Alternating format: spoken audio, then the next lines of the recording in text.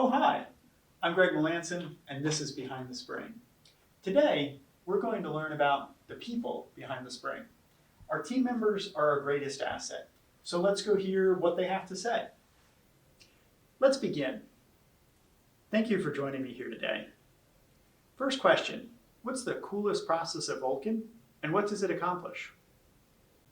I'd have to say the spring making, and everything flows back from that. You think about every process, customer comes in with requirements, they say they want this spring. It's not just a spring that comes off, it's heat treatment, it's processing their requirements, reaching out with sales, counting, everybody that's involved. So it's more than just the product that we offer.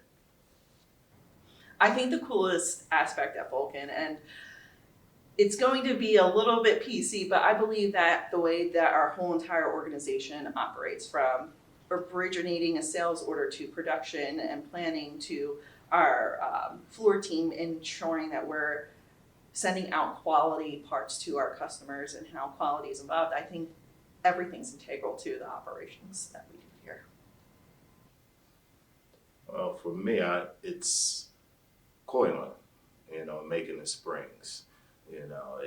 It's a challenge and it's fun at the same time, so to me, that's what I like. Yeah. And what it accomplished, we get the job done for our customers, so that's the biggest accomplishment right there. So, yeah. Another question for you. Which of the industries we serve inspires you the most? Probably the aerospace industry. I mean, that's where I came from originally. That's what inspired me to get into engineering, kind of looking up at the stars, do astrophotography, so capture some satellites going by. And I know that there's springs on there that we make or a competitor makes, so the industry's heavily involved. Okay, so for me, I have to say aerospace is pretty darn cool. Like, I don't know that much about it, but the fact that we're able to assist in facilitating ideas to further our knowledge about the space industry is fantastic. I would say robotics and health. Yeah, robotics, because that's leading into the future, and health, because our parts are out there that's can help people, on the daily, without even knowing, So, yeah, those two. Okay, here's a tricky one. How do you think spring making will be different 100 years from now? I'd have to say spring making be different, mainly with materials and process control. I think that's kind of indicative of a lot of engineering disciplines. You look at the course of human history, even it's all the ages are marked by the materials people use. So, we're kind of in the composites age. I don't know if there would be a composite spring or something, but I could see some cool stuff on the horizon. So with spring making, I just know that technology is going to continue to advance us forward, and I do believe with the minds that we have here at Vulcan, we're going to be able to meet whatever that standard is at the time. 100 years from now, I won't be here.